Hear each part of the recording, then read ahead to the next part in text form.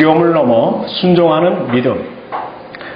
우리의 삶에는 예수님을 믿기 이전이나 믿고 난 이후에 두려워해야 할 많은 상황들을 경험하게 됩니다. 성경에는 두려워하지 말라라는 말씀이 모두 365회 나옵니다. 신구약 성경 전체에 두려워하지 말라. 그러니까 1년을 365일로 볼 때 거의 매일 두려움 속에서 산다고 하는 것을 알 수 있습니다. 하나님께서도 오죽하면 우리에게 매일 한 번씩 두려워하지 말라라는 말씀을 반복해서 하실 만큼 우리 사람은 두려움을 느끼는 존재이고 또 두려움 속에서 생활해야만 하는 그런 존재입니다.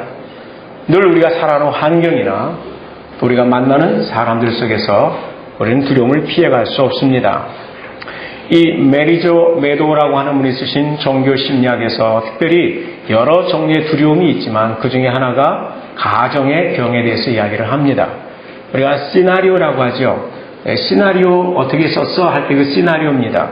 시나리오대로 움직이는 거야? 라고 할 때 그 시나리오, 가정의 병 이렇게 이야기를 하는데 이 가정의 병이라고 하는 것은 하나님을 믿을 수 없는 상황을 언제나 먼저 가정하는 것입니다.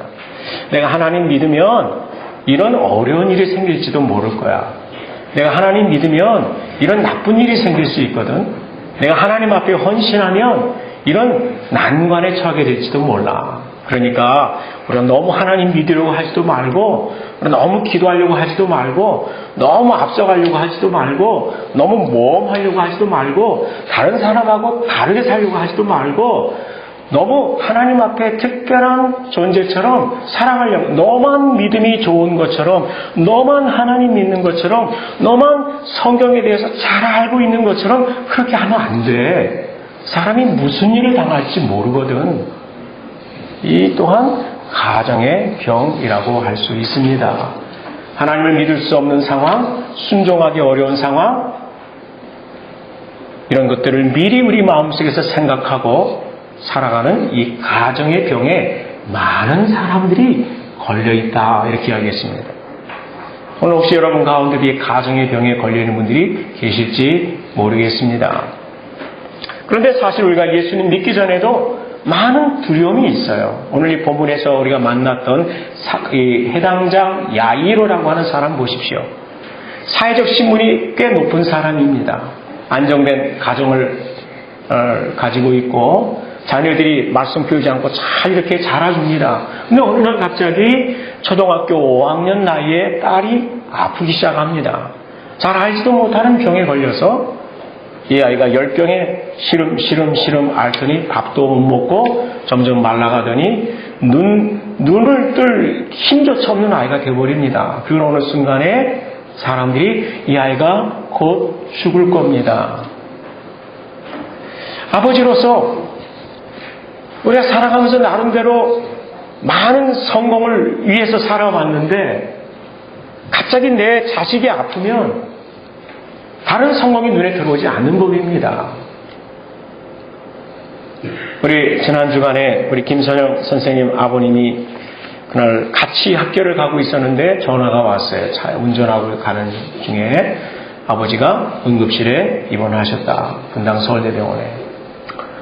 하루 종일 불안한 심정으로 기도하면서 응급실에서 좀 일반 병실로 옮기기를 바랬지만 중환자실로 옮기셨고 중환자실에서 결국은 돌아가시게 되셨어요. 임종하시기 전에 우리 김선영 선생님이 가셔서 아버지 옆에 계속 복음을 전해드리고 어떻게든지 아버지에게 도움이 되려고 하는 그런 노력을 많이 하셨지만 돌아가시게 되었어요. 우리가 사랑하는 사람이 아프기 시작하면 다른 것이 눈에 안 들어옵니다. 우리가 소중하게 생각하는 것들을 잃어버릴 지경에 되면 다른 세상의 좋은 것들이 우리 눈에 들어오지 않는 법입니다. 오늘 야이로의 인생에 큰 위기가 닥쳤습니다. 자신의 힘으로는 어쩔 수 없는 두려운 일이 생겼습니다. 사랑하는 사람을 잃어버릴지 모른다는 두려움입니다. 그가 어떻게 사랑해왔고 어떻게 아꼈고 어떻게 평생을 거쳐서 정말 공을 들여왔던 이 소중한 가정에 불행이 시작될지도 모르는 이 일 앞에서 야이로는 큰 두려움에 빠지게 되었습니다. 우리 이 두려움이라고 하는 것이 사람이 끼치는 여러 가지 나쁜 요소가 있는데, 부정적인 요소가 있는데, 그 중에 하나는 이 두려움은 사람들을 현상 유지에 만족하게 만듭니다.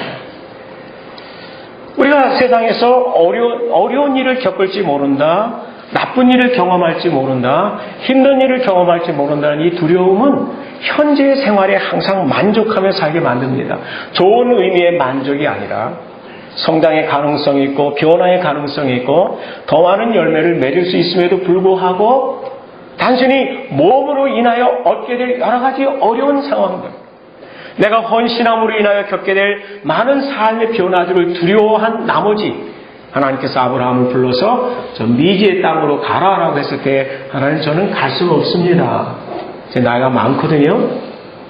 제가 하나님 믿지 않은 인생을 70년을 살아온 사람입니다. 근데 내 생각을 바꿔서 예수 믿으라고 하시면 쉬운 일이 아닙니다. 우리는 우리 현실에서 조금이라도 벗어나는 것을 두려워하는 그런 마음들이 있습니다. 그러나 무엇보다도 이 두려움은 하나님께서 준비하신 축복을 경험하는 데 있어서 더 이상 나아가지 못하고 오히려 뒤로 물러나게 만듦으로 인해서 하나님이 준비하신 축복들을 경험하지 못하게 만드는 요소들을 볼 수 있습니다. 하지만 반면에 이 두려움이 주는 긍정적인 요소도 세 가지를 찾아볼 수 있는데, 첫째는 이 두려움이 나로 하여금 하나님께 나아가도록 이끄는 역할을 합니다. 해당장 야이로가 하나님을 잘 믿는 사람이 아닙니다. 예수 믿는 사람이 아니었습니다. 자존심이 강해서 남보다 도덕적인 사람이 있기 때문에 남에게 해를 끼치거나 무슨 법을 안 지키거나 남을 모함하거나 사기를 쳐서 인생을 산 사람이 아닙니다. 나름대로 세상에서 번듯하게 살아온 사람입니다. 그래서 자기 딴에는 하나님을 믿을 필요도 없다고 생각했습니다. 성경을 읽어야 할 이유도 없다고 생각을 했고 예수 그리스도를 믿어야 할 이유가 내게는 아무것도 없다고 생각을 했지만 갑자기 죽음에 직면한 이 딸아이의 문제는 내가 얼마나 무능한 아빠인가, 내가 얼마나 아무것도 할 수 없는 연약한 인간인가 하는 것을 생각하게 만듭니다. 그러면서 결코 하나님 앞에 나올 수 없었던 이 해당장 야이로가 예수를 보고 그 발 아래 엎드려 간곡히 구하여 이르되 내 어린 딸이 죽게 되었습니다. 오셔서 손을 얹어 기도하시고 내 딸로 구원을 받아 살아나게 해 주십시오. 이렇게 간청을 하게 되었습니다. 인생에 많은 두려움이, 어려운 일이, 시련이 그 자체가 우리에게 참으로 안타까운 일이지만 그 일들이 우리의 삶에 끼치는 좋은 영향은 바로 우리들을 하나님께로, 갈보리로, 십자가 앞으로 이끌어간다는 측면에서 이 두려움은 때로 우리에게 긍정적인 요인으로 작용을 하게 됩니다. 사실 살아오면서 제가 배운 것 중에 하나는 너무 자만심이 강해서 망하기 전에는 결코 무릎 꿇는 적이 없는 사람들이 많습니다.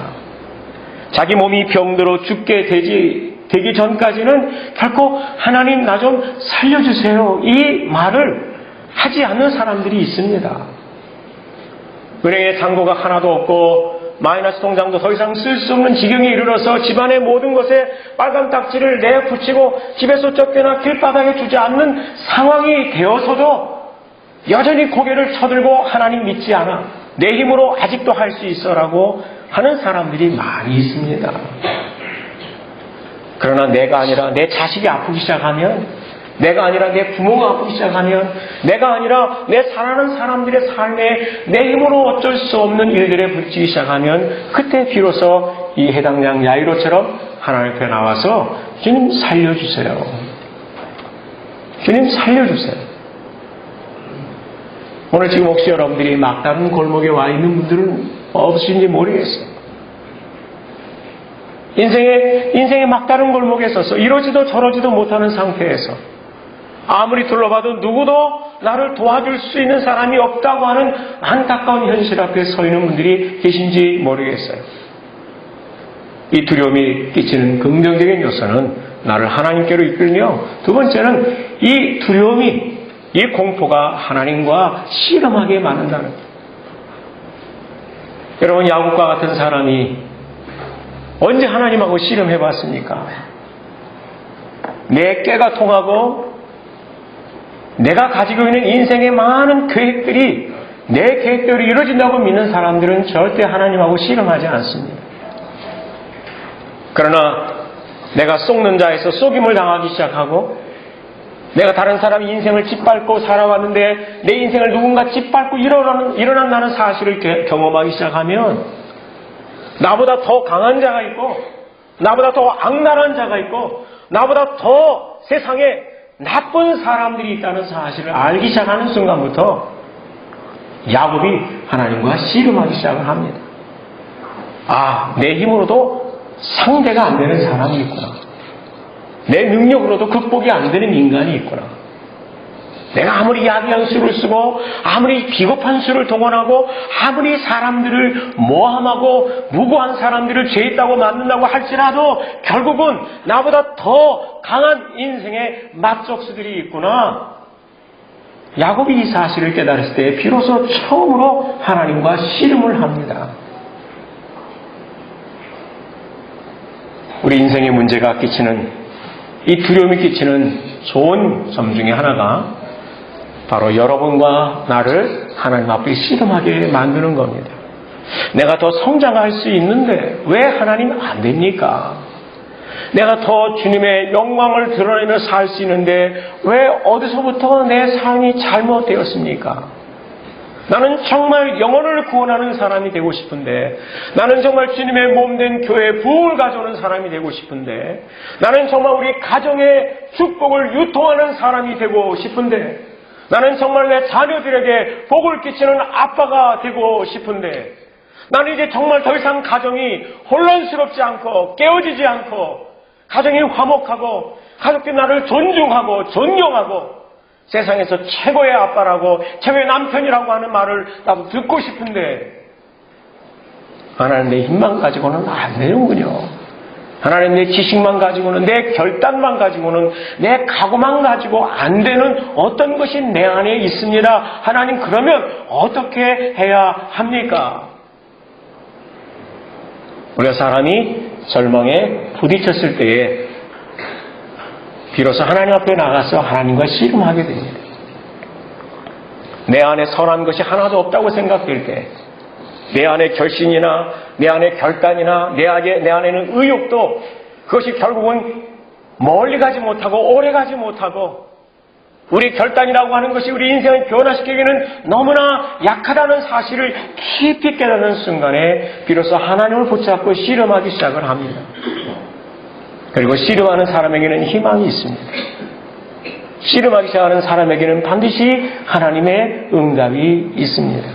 문제는 씨름이 없습니다. 문제는 하나님과 씨름하지 않기 때문에, 문제는 하나님 앞에 나가서 엎드리지 않기 때문에, 하나님 앞에 나가서 주님 살려주세요.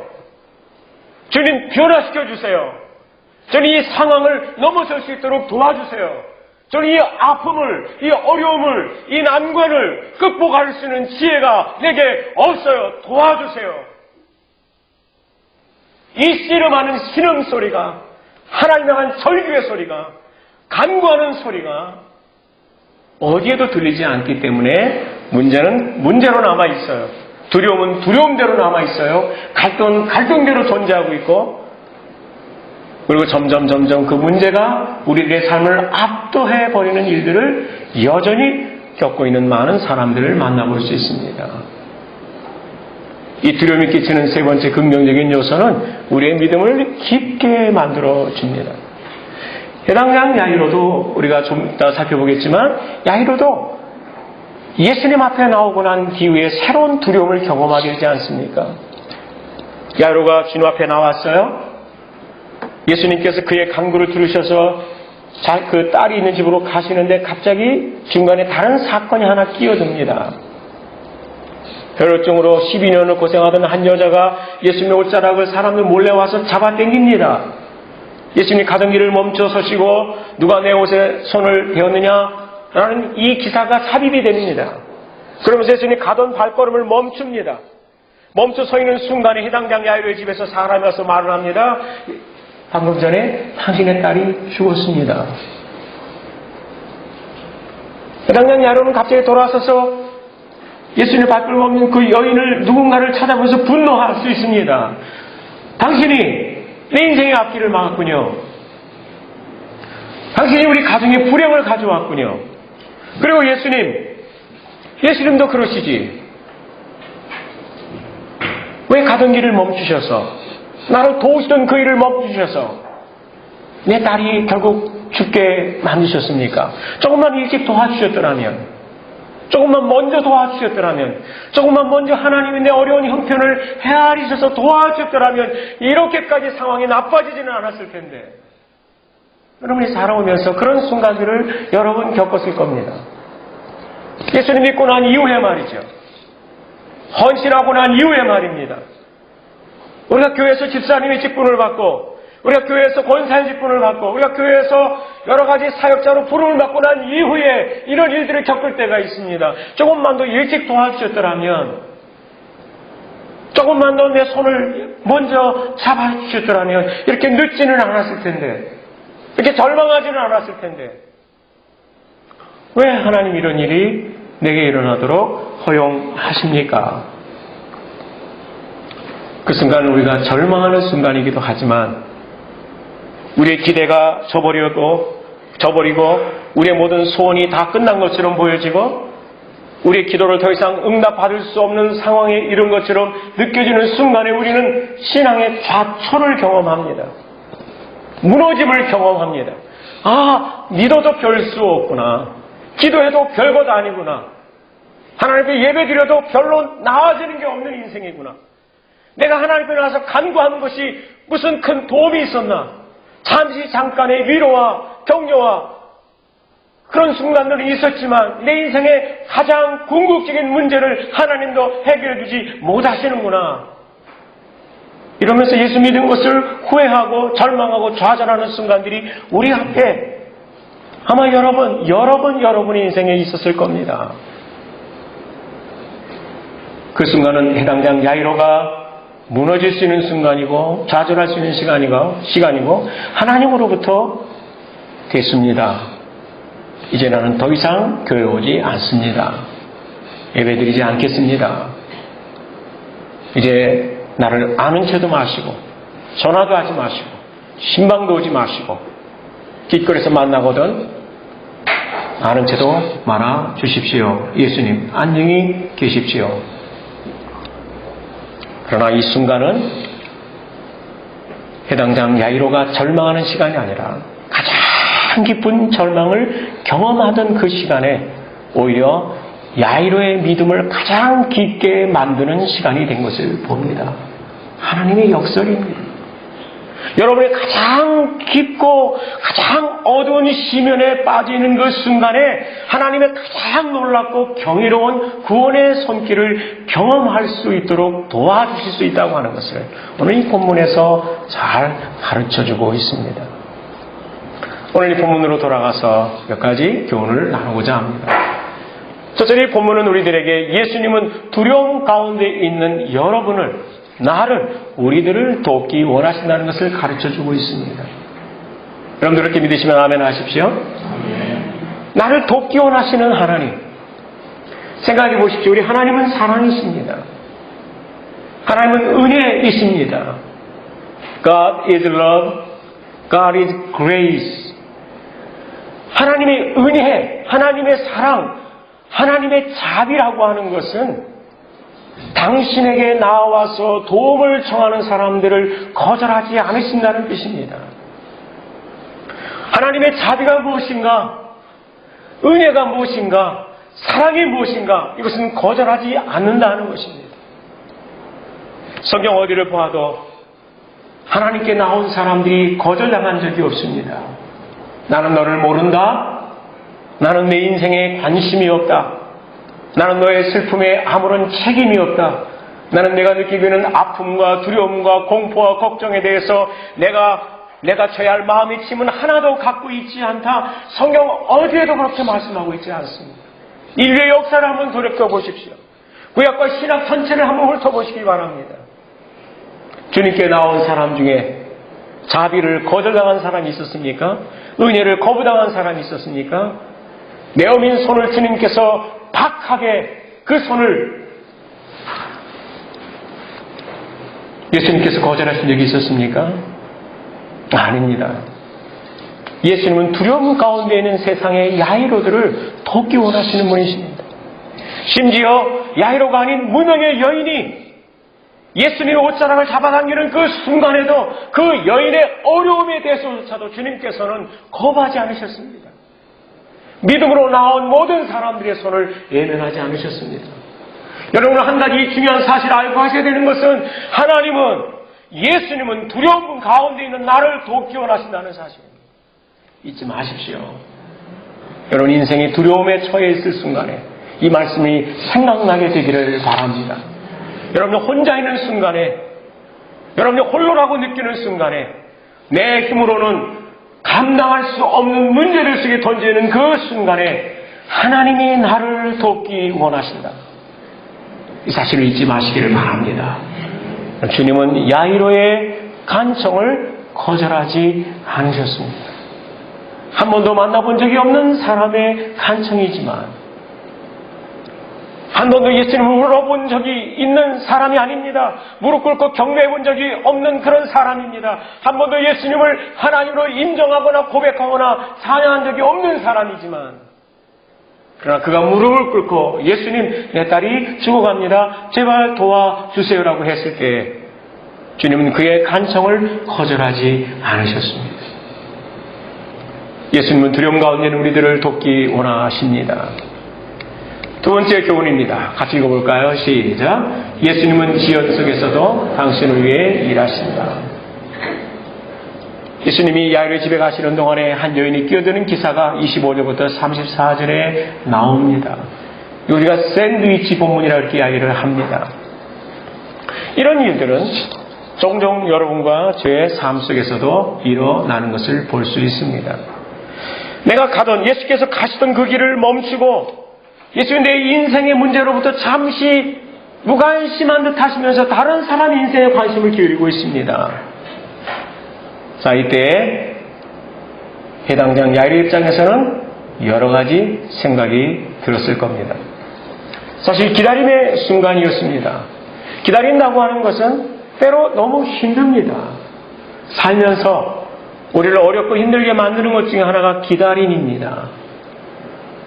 봄에 파종을 하고 씨앗을 뿌리고 그리고 비를 기다리고 좋은 날씨를 기다리고 잡초를 뽑아주면서 그 무더운 여름의 햇살을 또 견뎌내면서 가을을 기다리고 가을의 수확을 기다리는 것은 농부에게 참 어려운 싸움에 틀림없습니다. 반드시 가을이 와서 수확한다고 하는 것을 알고 있지만 그러나 여름에는 마치 여름이 너무 긴 것처럼 느껴집니다. 그리고 봄에는 너무나 여름도 가을도 오지 않을 것 같은 생각이 듭니다. 종종 우리는 기도해놓고 기도 응답을 기다리는 것에 어려움을 느낄 때가 있습니다.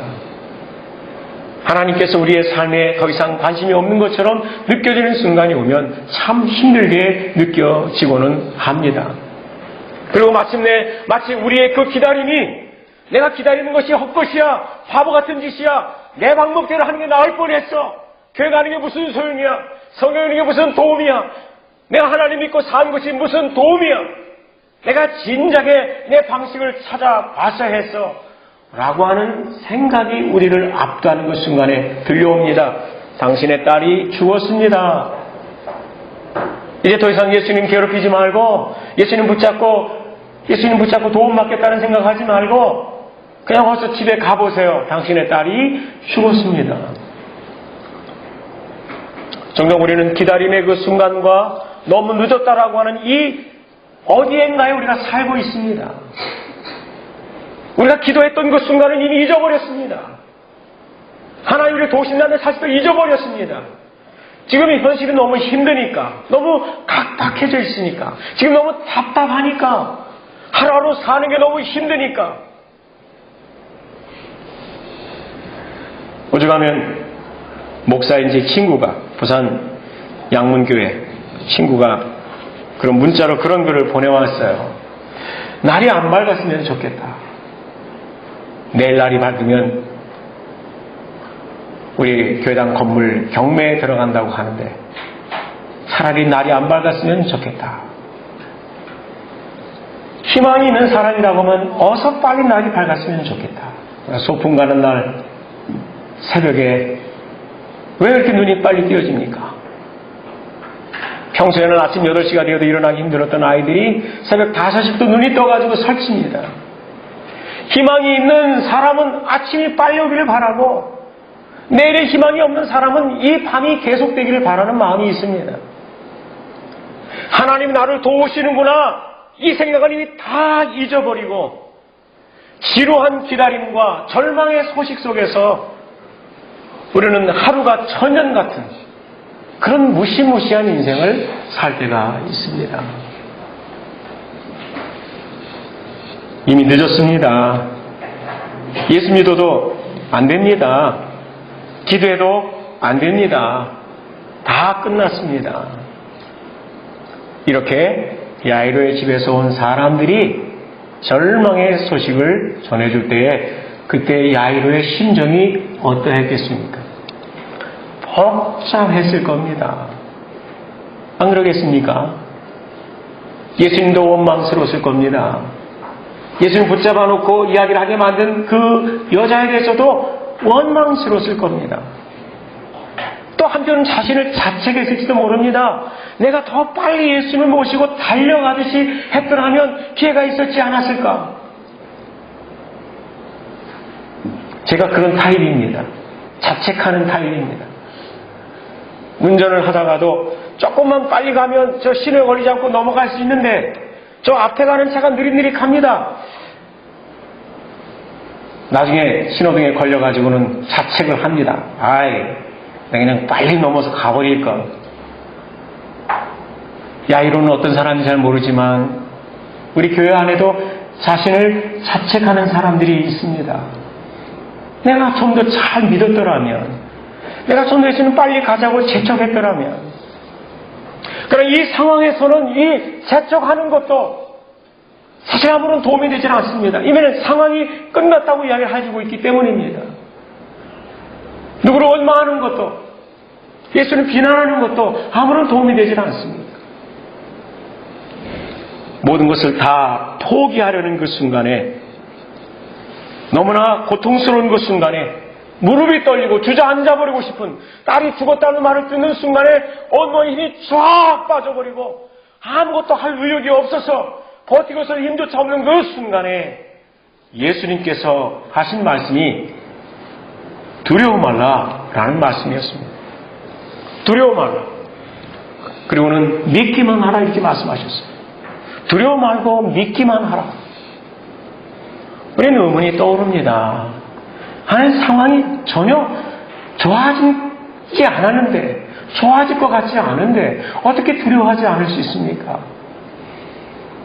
어떻게 무서워하지 않을 수 있습니까?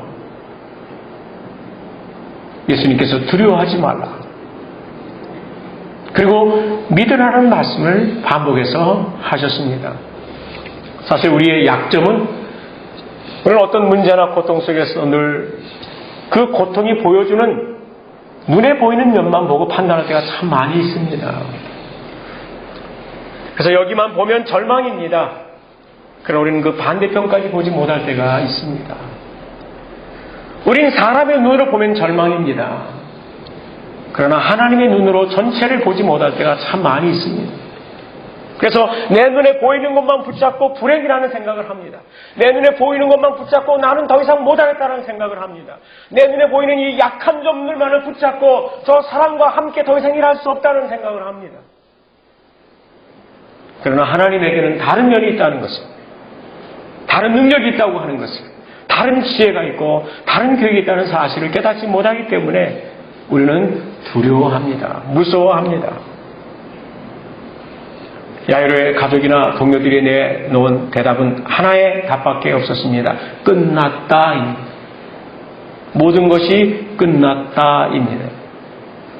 그러나 하나님, 따라서 하겠습니다. 하나님은 정답을 하나만 갖고 있지 않습니다. 아멘. 하나님은 또 다른 답을 가지고 있습니다. 우리는 우리 인생에 있는 하나의 답마저도 다 잊어버리는 순간에 하나님은 또 다른 해답도 가지고 있다고 하는 것입니다.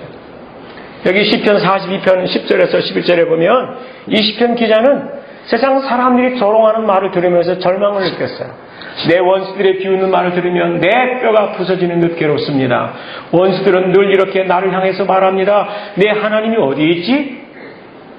보여봐. 이야기해봐. 네 하나님은 어디 있어? 왜 이런 상황에 너를 도와주지 않는 거지? 네가 그렇게 잘 믿는 하나님이 있다고 하면 이럴 수는 없는 거잖아. 하나님 없어. 바보 같은 짓이야. 넌 인생 낭비했어. 시편 기자는 말합니다. 내 영혼아, 내가 어찌하여 낙심하며 어찌 내 속에서 불안해하는가? 너는 하나님께 소망을 두라. 나는 그가 나타나 도우심으로 말미암아 내 하나님을 여전히 찬송하리로다. 이 시편 기자는 절망 속에서 이 노래를 했어요. 이 42편은 마틴 루터가 가장 좋아한 시편 중에 하나입니다. 세상의 위협이 크고 개톨릭의 공격이 너무 강해지면 강해질수록 그가 두려워하는 내면의 모습을 보았습니다. 너는 왜 두려워하는가? 너는 하나님을 바라라. 하나님을 찬송하라. 사실은 쉽지 않은 일이죠. 사실은 어려운 이야기이기도 합니다. 그때 예수께서 하신 말씀입니다. 같이 읽어볼까요? 시작. 예수께서 그 하는 말을 곁에서 들으시고 해당장에 이르시되 두려워하지 말고 믿기만 하라 하시고, 두려워하지 말고 믿기만 하라. 여기 재미있는 것은 그 말을, 즉 당신의 딸이 방금 전에 죽었습니다. 더 이상 예수를 괴롭게 하지 마십시오. 그 하는 말을 곁에서 들으시고 이렇게 되어 있는데, 곁에서 들으시고라고 이 개역성경이 번역한 것은 오역입니다. 우리 헬라어 원문에 보면 파라쿠오라는 단어가 나오는데 이 말은 reject, 거절하다는 뜻이 담겨 있습니다. 다시 말하면 이렇게 번역을 하는 것이 옳다는 거예요. 오늘 우리 학생들이 보아하는 이 쉬운 성경, 이 번역을 잘 해놨어요. 같이 읽어볼까요? 그러나 시작. 그러나 예수님께서는 이 말을 무시하시고 해당 자에게 두려워 말고 믿기만 하라고 말씀하셨습니다. 예수께서는 이 말을 무시하시고 예수 믿지 마세요. 끝났어요. 이 말을 무시하셨다고 했어요. 기도하지 마세요. 이 말을 무시했다고 했어요. 믿음으로 사는 것 어리석은 거예요. 이걸 무시하셨다고 했어요. 교회 가지 마세요. 예배드리지 마세요. 인생 낭비예요. 이 말을 무시하라고 말씀했어요. 마귀가 여러분에게 하나님 믿을 필요가 없어요.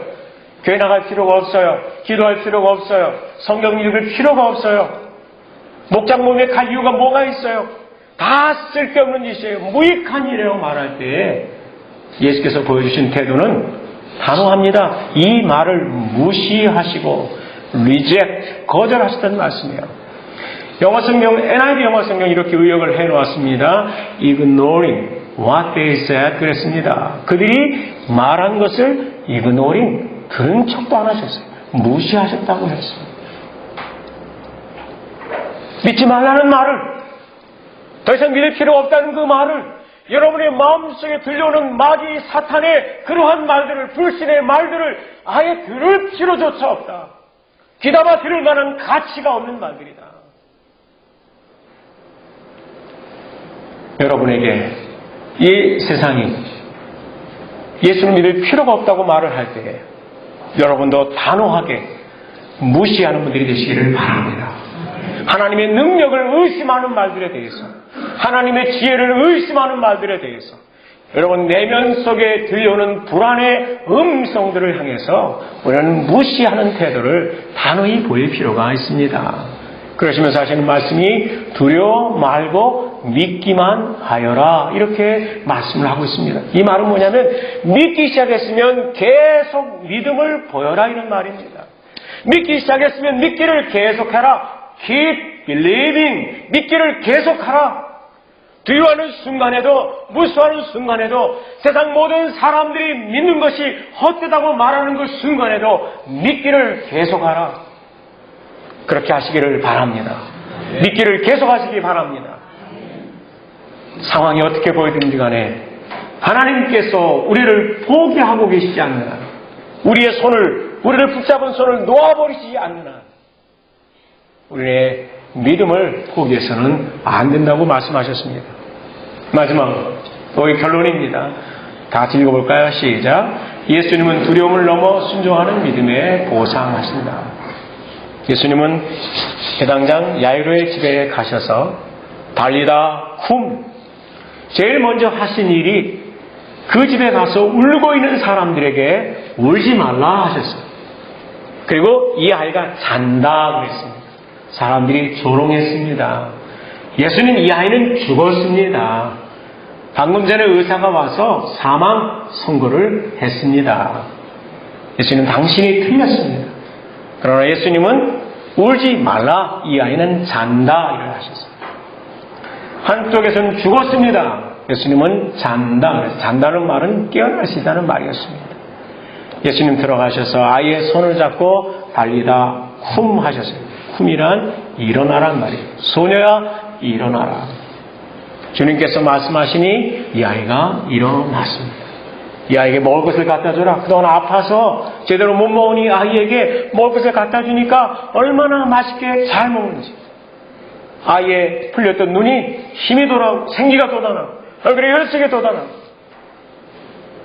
초등학교 5학년짜리 아이가 살아나서 펄펄 뛰면서 감격스럽게 예수님 품에 안기는 모습을 보고 모든 사람들이 경이롭게 하나님 앞에 찬송을 들고 영광을 돌리는 이 해피 엔딩의 장면으로 이것이 끝나는 것을 보게 됩니다. 예수님은 두려움을 넘어서서 믿기를 계속하는 사람들에게 반드시 보상하여 주시는 분임을 잊지 마시기를 바랍니다. 살면서 수많은 종류의 두려움에 부딪힐 겁니다. 그때 그 두려움이 여러분을 주님 앞으로 나아가게 만들고, 그 두려움이 여러분을 하여금 신앙을 더 깊게 만들고, 그 두려움이 하나님과 씨름하게 만드는 그런 두려움으로 만들어 가시기를 바랍니다. 두려움 속에서도 주님의 말씀을 믿고 능력을 믿고 순종하여 주님께서 여러분을 축복하게 되시기를 바랍니다. 기도하시겠습니다.